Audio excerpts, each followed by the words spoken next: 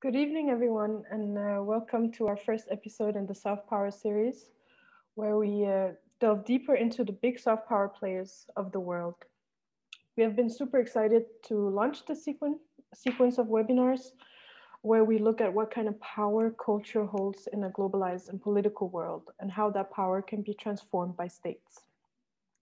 My name is Miriam Hedja Sharif. I work at the Danish Foreign Policy Society, where I'm also located in our office in central Copenhagen.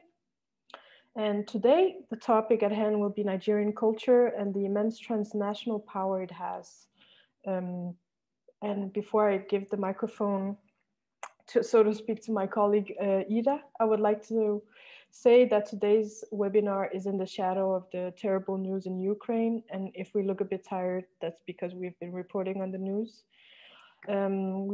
We are in a very privileged situation to take our minds off it for 1 hour while we talk about something else.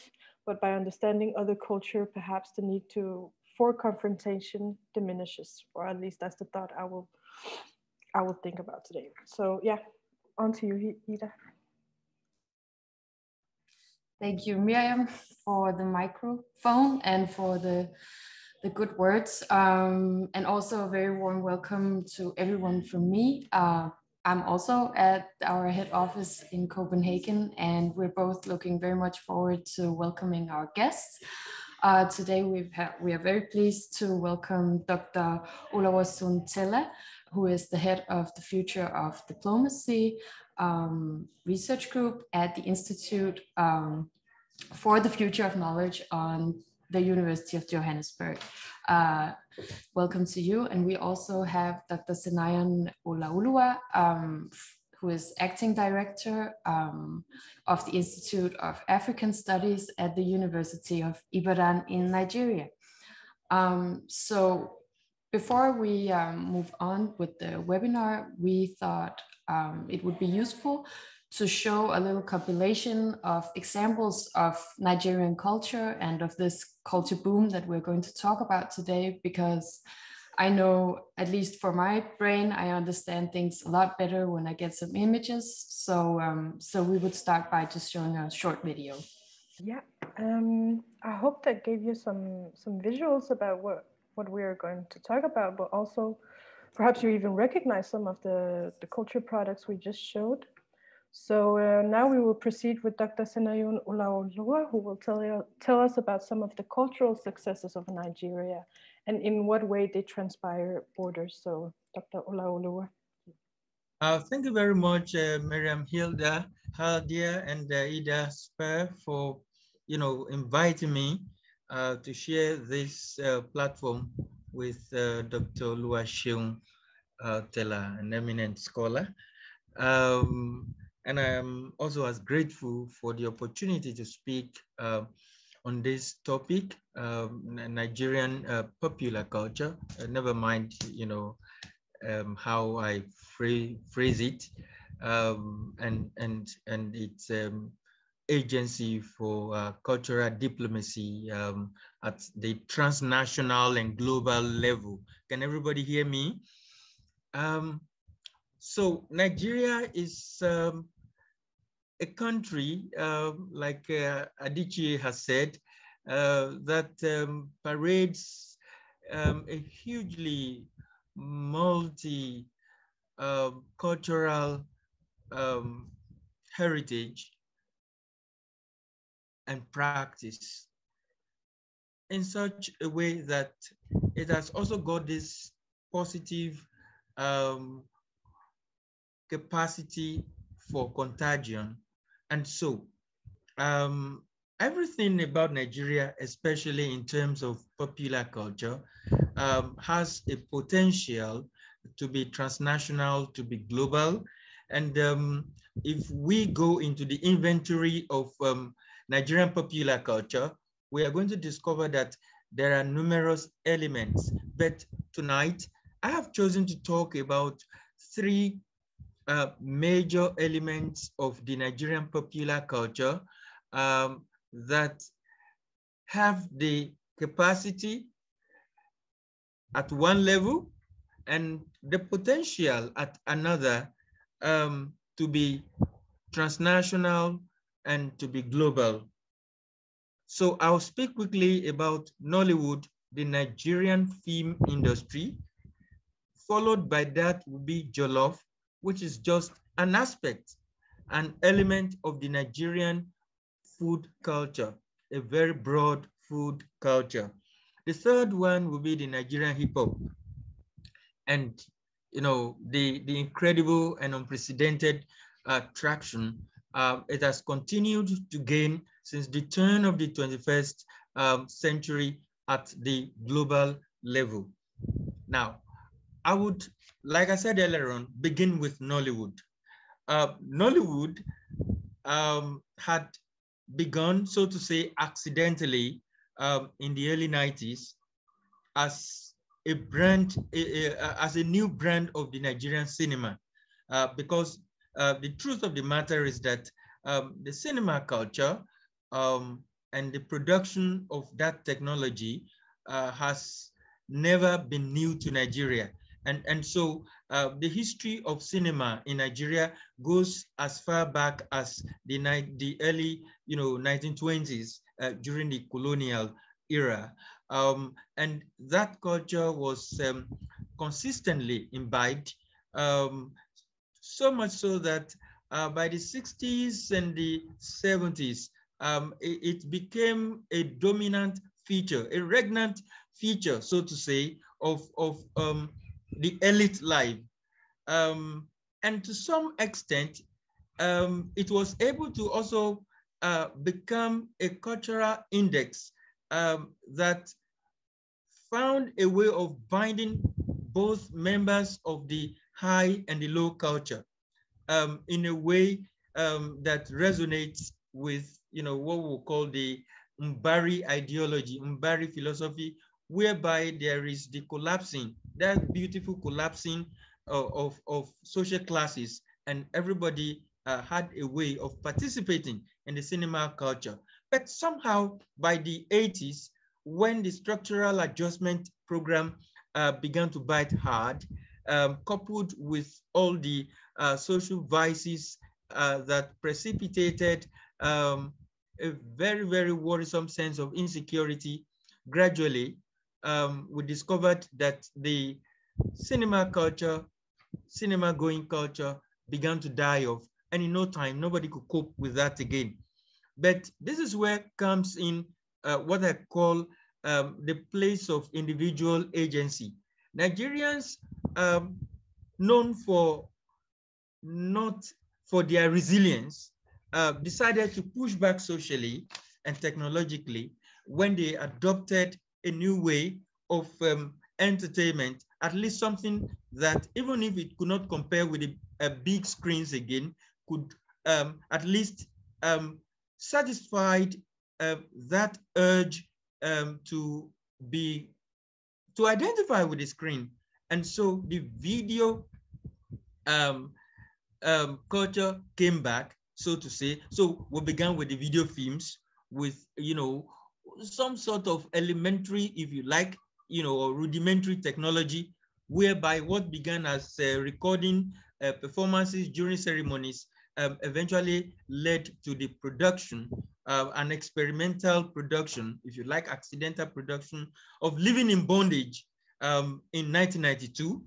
And from the production of Living in Bondage and the success, unprecedented, some sort of unanticipated success that it had, resulted in the establishment, willy-nilly, of a new genre of a national film culture, but which in no time became a genre at the global level, to the extent that today we talk of Hollywood, we talk of Bollywood, and we talk of Nollywood. And this is one sense through which, Nigeria continues to, if you like, affirm the linguistic agency of the British colonialism, because I have come to the realization that it is not by accident that the three global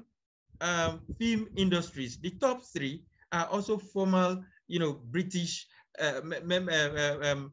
colonies, and Nigeria has been able to, make this triumvirate, artistic triumvirate through the film industry work out. And today, beginning from those elementary productions in the 90s, where we could talk of living in bondage. Let me just to cite one other one, Sophia in London, which was more about, the first, in my own estimation, transnationally successful comedy, because again, it's also about transnationalism.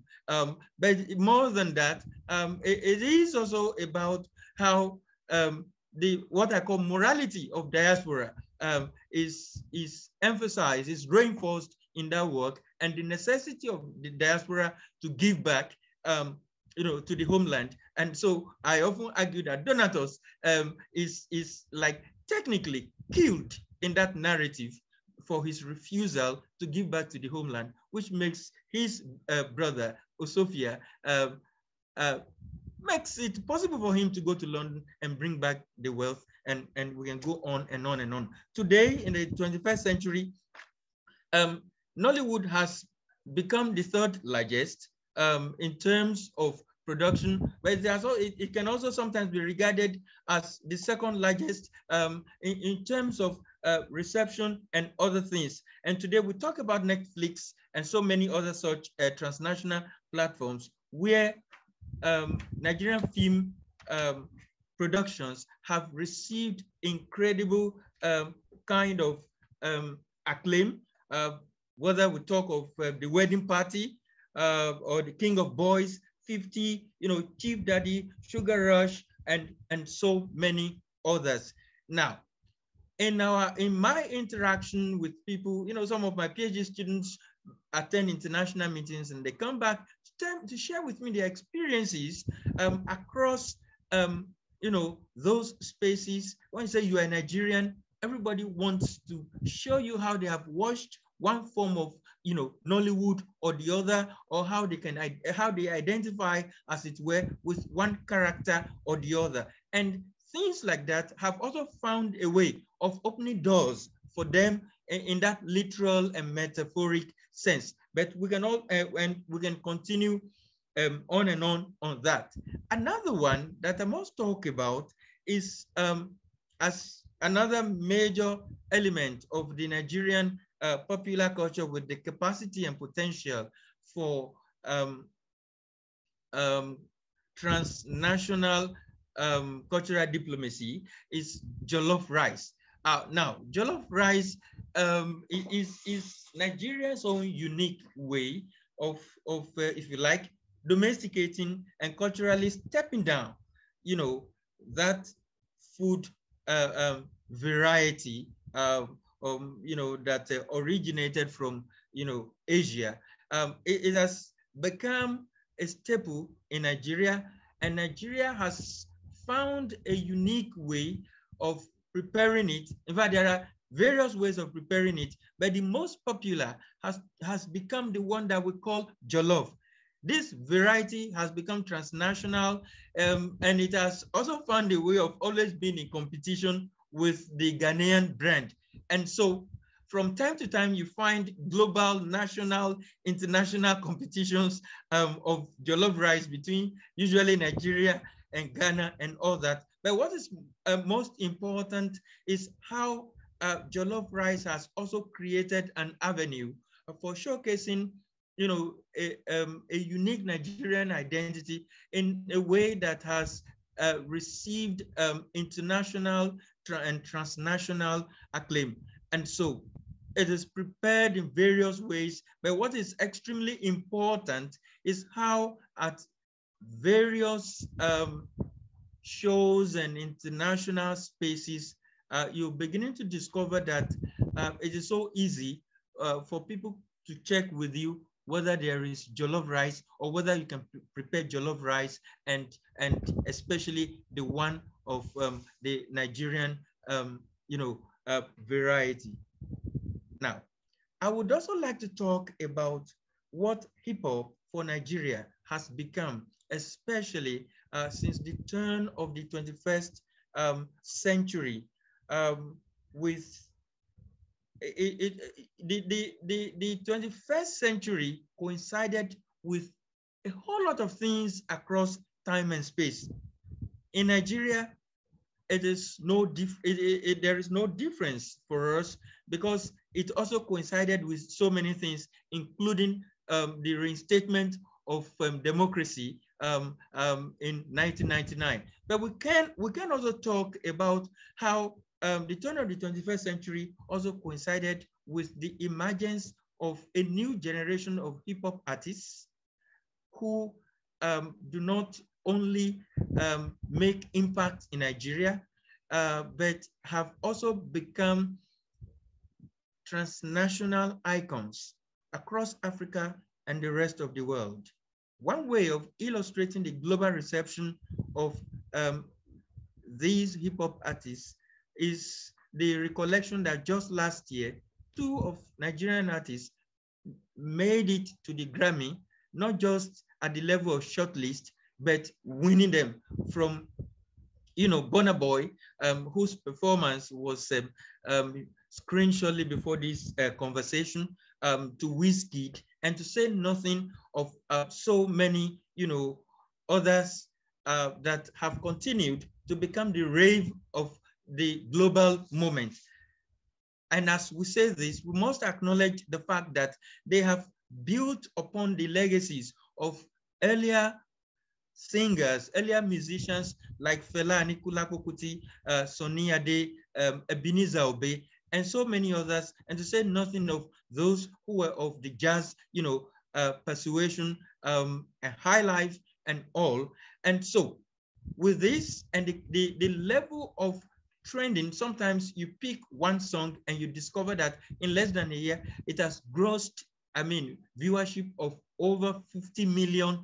And that's the kind of thing you have. And at other times, you discover that top American singers do not only want to collaborate with Nigerian musicians, from Wizkid to Burnaboy to Davido and others, but you also find them playing their music and allowing such to trend via all media, social media, and other forms. And it's really, really interesting how these things feature these days. And of course, when you do so well, the West, especially America, would like to claim you. A few months ago, Davido decided to call on his friends and fans to donate to him just a certain amount to, he created that impression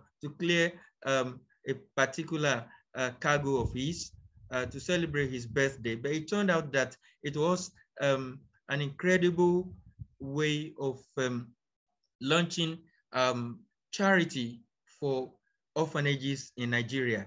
The kind of reception he had from all over the world, and how that made it to international news platforms, including CNN, where, surprisingly to Nigerians, Davido was described as an American Nigerian and all that. And of course, he was born in America, but that's to tell you the kind of reception that these Nigerian hip-hop musicians have continued to receive. And of course, the question is, how does this kind of global reception at the level of film, at the level of food, at the level of hip hop, contribute or has or have the potential to contribute to how Nigeria navigates its cultural diplomacy at the global level? This question is what really matters, and which I am sure that my colleague, Dr. Oluwaseun Tella, will be able to address. For now, I would like to say thank you. Thank you, Dr. Oluwaseun. So I can just mention briefly that the artist, and you mentioned Burnaboy, and if you saw the clip, he was the first guy with the long hair. He's also been to Copenhagen twice to perform a concert, which have been like beyond popular. But before I move on to Dr. Tella, I want to ask you, quickly, what elements or what cultural norms of Nigerian culture do you think sort of appeals to people outside of outside of Nigeria? I'm not thinking specifically about the Nigerian diaspora, but more other countries. What is it? What are the cultural sort of or social values that appeal to other people? Oh, great! One such is the communal ethos of the Nigerian culture that you find projected perhaps so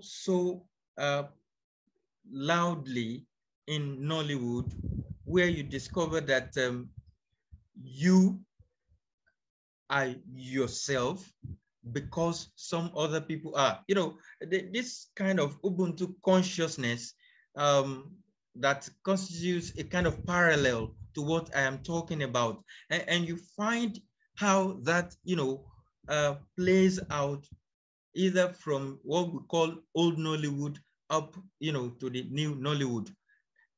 And that can be best illustrated with a recent production like The Wedding Party. What people find amazing, and a lot of research is already ongoing on this, is how, excuse me, a wedding, becomes a kind of platform for the congregation, so to say, of people of various diverse interests, in which, again, class itself, collapses because you have the high and the mighty and the low and the, humble, all of them coming together to participate. And it is quite instructive to note that even when there are attempts to create that kind of elitist exclusionism in the wedding party, when it is time for the reception, the people, from, a far distance, who are otherwise considered not to belong because they do not have the invitation, eventually find a way of making it down, because for them, their relation or their relations whose daughter is getting married may have become particularly, rich, well-to-do, highly placed in society, but such highly placed relations cannot also deny their humble background. And at that point, you find a melding of all. So that is one major aspect of the Nigerian culture, that everybody, finds, quite appealing.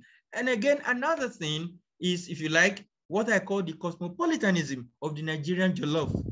Cosmopolitanism, because everybody can relate to it. It doesn't really matter whether you have had jollof rice previously or not. You can always taste it and acknowledge the fact that you find it really, really pleasant, and that we cannot take away. Thank you. Thank you so much. And now I will give the microphone to Dr. Tælle, who will talk more specifically about the sort of soft power of Nigeria, and if it even has a soft power. I think you will let us know now. Thank you for the invitation. And the erudite Dr. Laolua, thank you for your kind words. In terms of my approach, I would basically highlight the sources of Nigeria's soft power and then focus on what I consider to be perhaps the most important two, which are Nollywood and the technical aid course scheme. I will then note some of the constraints to Abuja's soft power. I have defined soft power as an actor's, including state and non-state, ability to influence the action, inaction, position, and behavior of other actors through its non-coercive capability, including its philosophy, culture, values, policies, that engenders these actors' attraction, admiration, and aspirations. Simply put, in contrast to hard power, that is the power of coercion. Soft power, that is the power of attraction, is an actor's non-coercive capacity to determine or influence the domestic or international behavior of other actors. Nigeria's capacity to determine issues of regional consequence cannot be denied, despite this state's challenges. An important subject of inquiry is the key resources Abuja deploys to achieve its foreign policy objectives and its engagement with its regional counterparts and also external actors. Nigeria is renowned for its hard power resources, especially its economic and military might, as the largest economy in Africa, and Abuja's role as a major peacekeeper on the continent, respectively. Beyond the obvious hard power resources, Nigeria enjoys some soft power currencies, such as its philosophy of Omoluabi, cultural sources, including Nollywood, Nigerian music, popularly called Afrobeat, multinational corporations, mega churches, and the diaspora. Its foreign policy of democracy promotion, peace diplomacy and aid, and its multilateral foreign policy and role in international organizations. Indeed, Nigeria has deployed these soft power resources in pursuit of its foreign policy objectives, ranging from decolonization to peacemaking and economic diplomacy, as well as cultural diplomacy, technical aid, democracy promotion, African integration, and broader Pan-African issues. Turning now to Nollywood. Nollywood produces around 2,500 movies annually and generates about $600 million each year. There's no gainsaying that the Nigerian movie industry has become a global phenomenon, having overtaken Hollywood and only behind Bollywood in terms of global output. It has an undisputable influence in Africa and beyond, including faraway places such as the United States, the United Kingdom, Canada, and the Caribbean, and to a lesser extent in places like Spain, Italy, and Germany. In Africa, Nollywood has eclipsed Hollywood, Bollywood, and other African movie industries, as many Africans consume the Nollywood movies screened across Africa by the South African cable television, DSTV, that has 4 dedicated channels for these movies. Its sources in relation to Hollywood and Bollywood stems from the fact that its audience can relate to the African realities, including values, customs, tradition, and everyday life evinced in these movies, as against Hollywood and Bollywood that depict Western and Indian circumstances. The film industry provides an avenue to spread Nigerian cultural values across the world. It also serves as a channel to realize significant export earnings. The recapitulation of Nigeria's GDP in 2014 not only resulted in its economy being rated the largest on the continent, but also revealed the significance of the earnings of the service industry, particularly Nollywood, that have been neglected over the years in the calibration of the country's economy. In a nutshell, Nollywood provides the soft power advantage of cultural and economic diplomacy. And alongside Afrobeat, that is Nigerian music, Nollywood provides Pan-African entertainment, prompting many observers to speak of the Nigerianization of African pop culture. While Africa was once a major importer of global pop culture, thanks to Nollywood and Afrobeat, the continent has emerged as an important exporter, reinforcing Nigeria's soft power. Indeed, Nollywood has displaced Hollywood, Bollywood, and local content on the continent. In East Africa, it has inspired film production in Kenya, Tanzania, and Uganda. In West and Central Africa, Nollywood enjoys hegemony in places like Ghana, Togo, Cameroon, and the DRC. In Southern Africa, it is very popular in states like South Africa, Zambia, and Zimbabwe.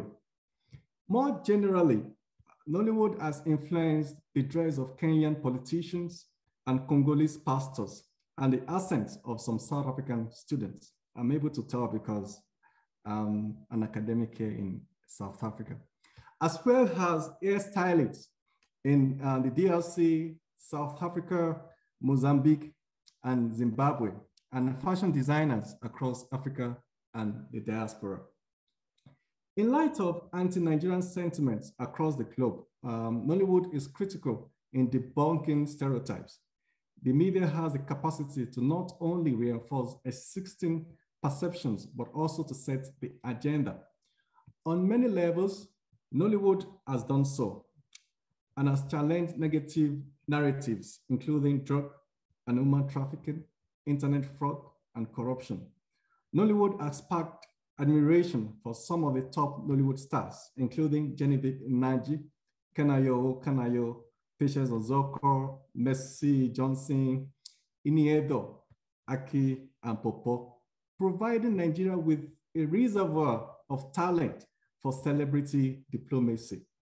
And it is for this reason that I argue elsewhere that given the ubiquity and admiration of Nigerian movies and music on the continent, African entertainment arguably wears a made in Nigeria label.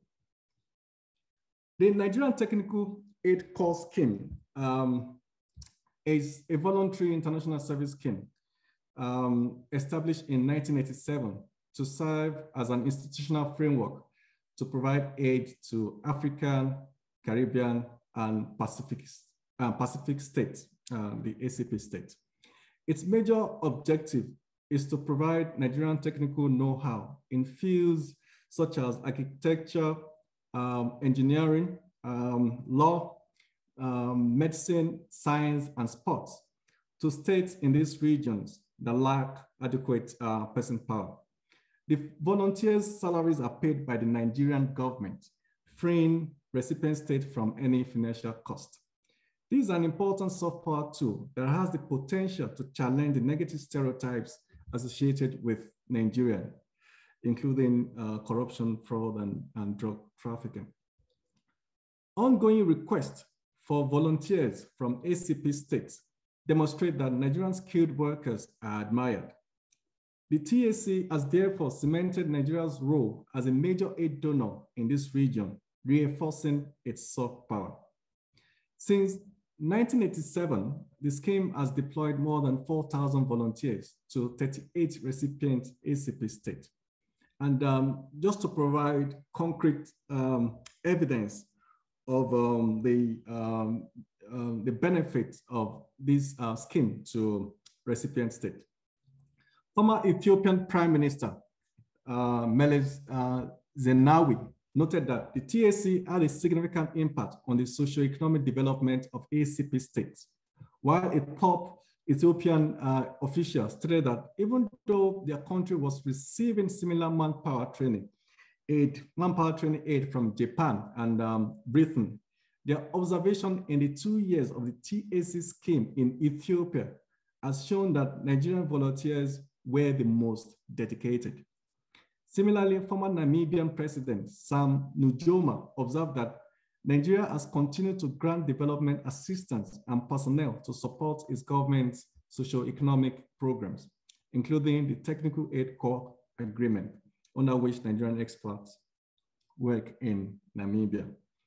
And for me, these statements highlight that Nigerian volunteers are appreciated, resulting in positive perceptions of the Nigerian work ethic.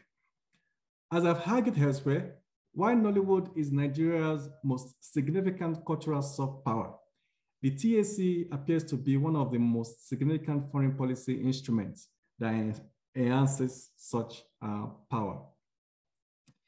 The scheme has received commendations from diverse international organizations, the African Union, the Commonwealth, the UN Volunteer Service, the Canadian International Development Agency, the Japanese Agency for International Cooperation, have all reached out to the Nigerian government for advice on how to design and operate their own technical aid, technical assistance programs. This implies that the TAC serves as a model for similar schemes, and this, for me, is the ultimate exercise of soft power. Nevertheless, there seems to be a wide gap between Nigeria's soft power resources and its influence in international affairs. And for me, this is partly the result of a number of challenges that undermine the state's capacity to effectively wield its power of attraction. These constraints include a democracy deficit, illicit activities, Boko Haram terrorism, and an image crisis. These limitations have combined in many ways to engender anti-Nigerian sentiment, which has manifested in dehumanization, deportation, and killing of Nigerians across the globe. Despite these challenges, Nigeria is arguably a soft power state. May God bless Nigeria. May God bless Africa. Thank you for listening. Thank you very much, Dr. Tælle, for this presentation. I just wanted to ask you a question. You mentioned the diaspora, and I was curious about what is the relationship between the Nigerian diaspora around the globe and this culture boom that we are seeing in Nigeria? Is there a sort of a transaction of importance between these two? You know, is the diaspora working as a sort of platform for Nigerian culture in the respective countries? And what about the other way around? Can you put some words on that? Okay, thank you. I think that's an important question. We can actually highlight a number of Nigerian diasporic community working to promote the country's soft power. I mean, and also the culture of the country. When you look at the United States and then the United Kingdom, for instance, and when you look at the film industries in both countries, you realize that some of the top American and British filmmakers and actors are actually Nigerians or have Nigerian roots. I can mention a number of them. For instance, Chiwetel Ejiofor, Akim Kazim, Adewale Akinoyo Agbaje, Caroline Shikeze, Nonso Anozie, Richard Ayoade, David Oyelowo, John Boyega, and even music artists such as Sil Shadiadu, Simon Webe, the lead artist in Blue. Tunde Bayowu, who is the lead artist in Lighthouse Family. You have Wale, Ty Cruz, Camilonia, Lema, and Jidaina. Now, some of these artists have actually identified with Nigeria, and some of them have actually promoted Nigerian culture. For instance, when you listen to Simon Webe's album, one of the songs in that album, titled Sanctuary, has a Yoruba lines, and Yoruba, it's one of the major languages in Nigeria. And similarly, Jidaina often wears African traditional attire, and he often includes Nigerian Pidgin English in a song. So basically some of these, and even when you look at the boxing industry, you find out that many Nigerians are doing well. You have Anthony Joshua, British Nigerian Anthony Joshua. You have Deontay Wilder, the American Nigerian prolific fighter. And then you also have, in the realm of media, you have people like Zain Hatcher, who is in CNN. And so these are popular Nigerian individuals that have actually promoted Nigerian culture in their respective fields. Thank you. That's very interesting. I think we will go on to the questions in the chat and allow our participants to also be a part of this. I think this question would be for you, Dr. Olaoluwa. Are there any, it's from Nasima Sharif, and she asks, are there any concentrated efforts from the government to maximize on Nigeria's soft power? Do they, the government, subsidize and encourage popular culture economically, especially in connection to trying to raise money for charities, as mentioned before? And I might add as well, aside from financially, I was also curious about the relationship between the Nigerian government and this culture scene in terms of values and ideology. Do the two share? Do the two components share any values? So that's my addition to the question. Thank you, Dr. Olaoluwa. Thank you very much. I would like to begin from where Dr. Tella's presentation ended. You know, the fact that in spite of the incredible capacity of Nigerian popular culture to mediate smooth transnational cultural diplomacy for Nigeria, the nation is still challenged by certain, if you like, menaces, and they have had a way of, you know, limiting, as it were, the reach of Nigeria's transnational cultural diplomacy. One, so to say whether the government has been taking advantage, I'm just trying to rephrase your question now, of the popular, the gains or the potentials and capacity of, you know, these cultural elements for its consolidation of its place in the world. I would say not as expected. The government is on a number of occasions hesitant, especially when we begin to look at, you know, the foundational dynamics of cultural diplomacy, especially as utilized by states. Nigeria is not yet taking full advantage, you know, as much as we will expect.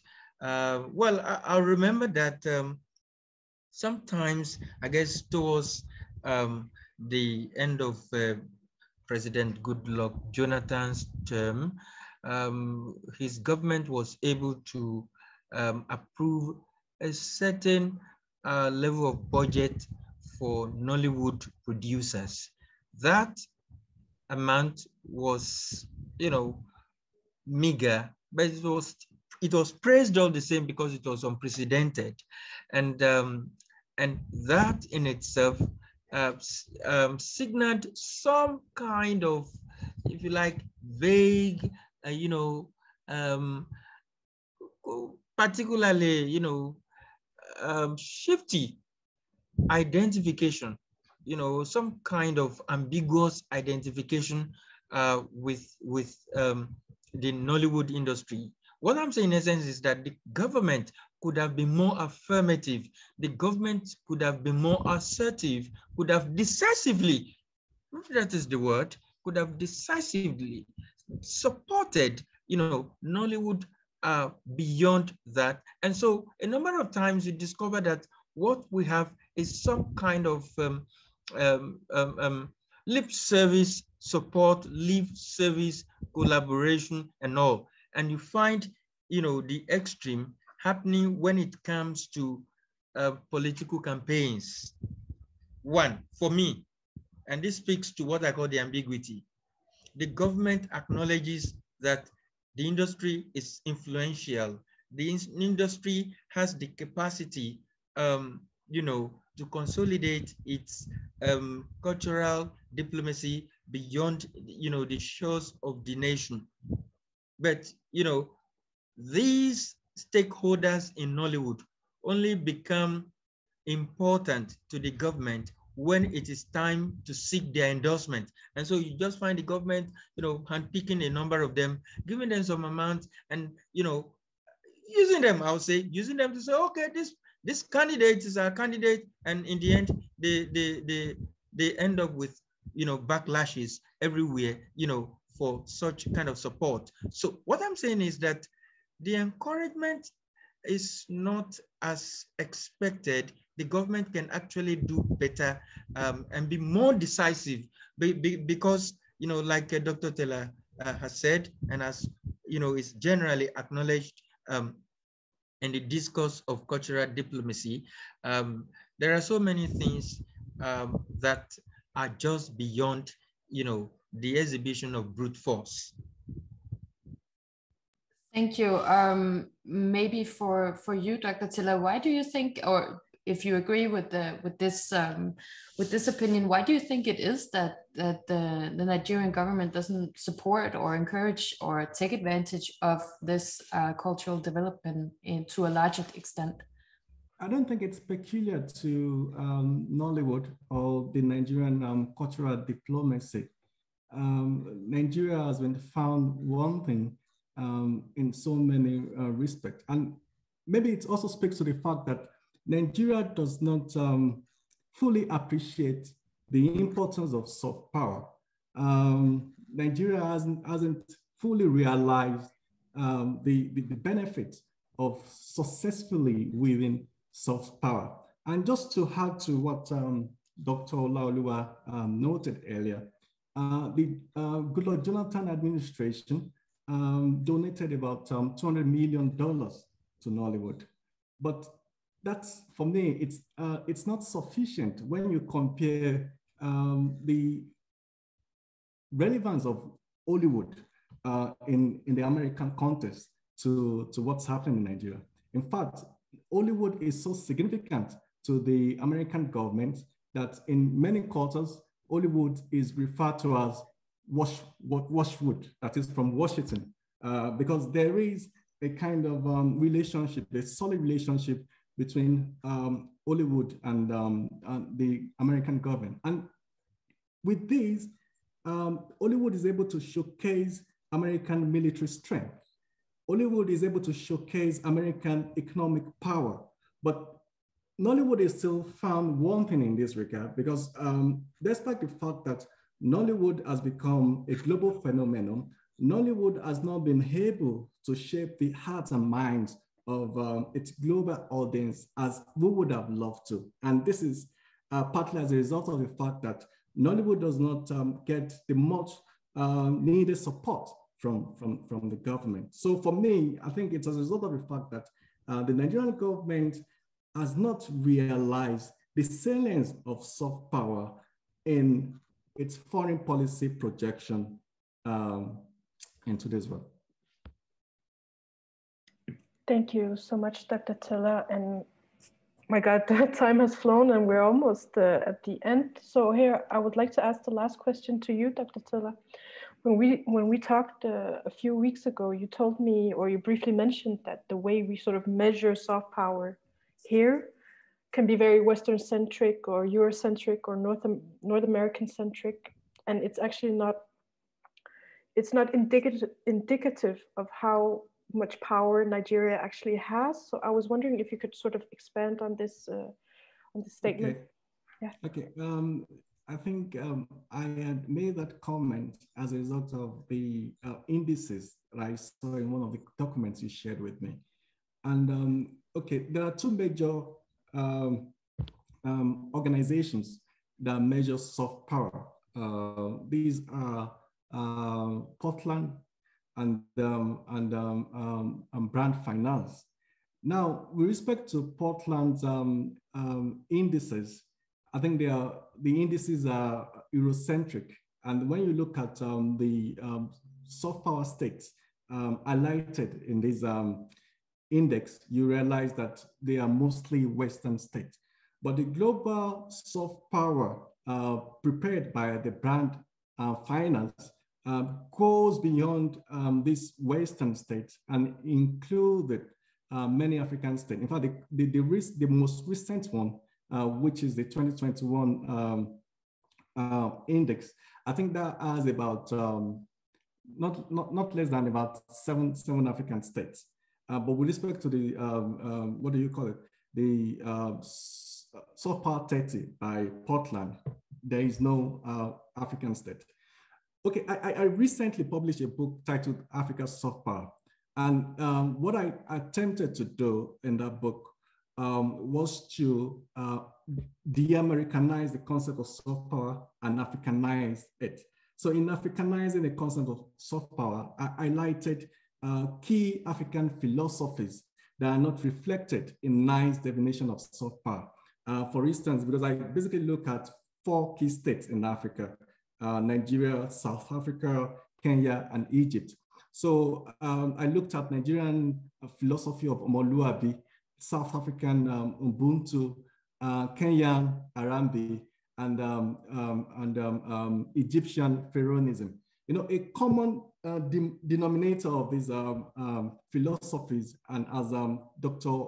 Olaoluwa mentioned earlier, is that rather than the Western system that believes so much on the primacy of individual, this philosophy underlines the importance of community, the importance of communal ownership, the importance of looking at things from a community perspective rather than the selfish and egocentric individual perspective. Thank you so much, Dr. Tælle. I also want to thank everyone for participating. Hello. Yeah. And thank you so much. Hello. Wait, I think we've lost connection to Dr. Tælle, but I would just continue to say thank you everyone for participating. We're happy that you showed up, even though we're in the midst of terrible events in Europe. And yeah, so thank you so much, Dr. Oluwaseun Tælle and Dr. Sinayun Ulaula. It took a long time for me to learn how to pronounce it. And I would like to say that we will continue this series. The next episode will be on Turkey, and we will have one on South Korea as well. And yeah, just keep an eye on our social media and our website when that will be sometime in March. And yeah, thank you so much for this evening, and we'll see you next time.